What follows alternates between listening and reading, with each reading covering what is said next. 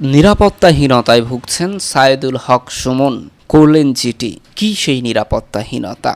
তাকে কি কেউ মেরে ফেলার হুমকি দিচ্ছে কিংবা তাকে হত্যা করা হবে এমন কিছু?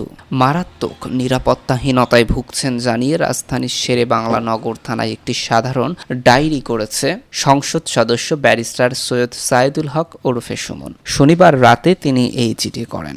শেরে বাংলা নগর থানার ডিউটি অফিসার উপপরিদর্শক মোহাম্মদ মহিবুল্লাহ বিষয়টি নিশ্চিত করেছেন। তিনি জানান, শনিবার রাত 11টার দিকে সায়েদুল হক এই জিডি করেছেন। জিডিতে হবিগঞ্জ ৪ আসনের এই সংসদ সদস্য বলেন, গত বৃহস্পতিবার রাত ৮টার দিকে তার নির্বাচনী এলাকার চুনারুঘাট থানায় ভারপ্রাপ্ত কর্মকর্তা হোয়াটসঅ্যাপে কল করেন। ওসি জানান, তাকে হত্যার জন্য অজ্ঞাত নামে একটি শক্তিশালী মহল ৩ দিন আগে মাঠে নেমেছে। ওসি তাকে বাইরে বের হওয়ারও বিষয়টিও সাবধান করেন। জিডিতে সায়েদুল হক আরও বলেন, ওসির কাছে অজ্ঞাতনামা ব্যক্তিদের পরিচয় জানতে চাইলে তিনি তাদের পরিচয় জানাতে অস্বীকার করেন এবং তাকে সাবধানে থাকার পরামর্শ দেন। বিষয়টি জানার পর তিনি মারাত্মক নিরাপত্তাহীনতায় ভুগছেন। এর আগে স্বতন্ত্র সংগঠন সদস্য সৈয়দ সায়েদুল হক ব্যারিস্টার সুমন বলেছিলেন, রাসেল ভাইপার সাপ এই সরকারে চলে এসেছে।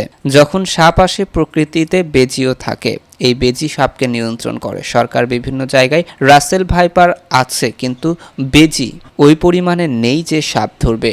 আজ জাতীয় সংসদে 2024-25 অর্থবছরে প্রস্তাবিত বাজেটের ওপর সাধারণ আলোচনায় অংশ নিয়ে এসব কথা বলেন সায়েদুল হক সুমন। সায়েদুল হক বলেন, আমাদের প্রতিষ্ঠানগুলো দুর্বল হয়ে গেছে। একজন ভদ্রলোককে দুদক ধরতে পারেনি, এনবিআর ধরতে পারেনি, বাংলাদেশ ফাইন্যান্সিয়াল ইন্টেলিজেন্স ইউনিট ধরতে পারেনি, আর এনবিআর এর মতিউর রহমানকে ধরলো একটা ছাগল। ছাগল না এলে এই লোককে আর জানতে পারতাম না। এই স্বতন্ত্র সংসদ সদস্য বলেন, সাবেক আইজিপি বেনজির আহমেদ তিনি কত বড় হয়ে গেলেন মন্ত্রণালয় জানল না, স্বরাষ্ট্রমন্ত্রী জানলেন না।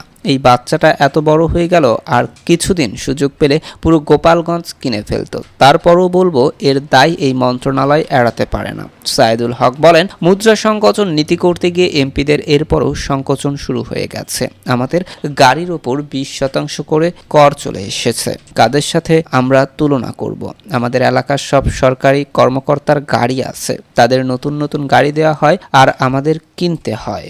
সায়েদুল হক বলেন, তিনি ইতিমধ্যে শুল্কমুক্ত গাড়ি পেয়েছেন। তিনি যেহেতু পেয়েছেন, অন্যরা না পেলে তা বৈষম্য হয়। তবে যদি দেশের স্বার্থে শুল্ক বসানোর প্রস্তাব পাশ হয়, তাহলে তিনি করের টাকা জমা দিয়ে আসবেন। সায়েদুল হক বলেন, এই সংসদে আমার বিরুদ্ধে একজন মাননীয় সংসদ সদস্য অভিযোগ দিয়েছেন। আমি বরাদ্দের তথ্য ফেসবুকে দিয়েছি। 25 কোটি টাকার কথা বলা হয়েছে। আমি যত বরাদ্দ পেয়েছি এমপি হিসেবে তার ট্রাস্টি আমি। এই টাকা জনগণের এটার বিষয়ে জানার অধিকার আছে। আপনি যে বরাদ্দ পাবেন, নতুন প্রজন্ম তা জানতে চায়, সেটা জানার অধিকার জনগণের আছে।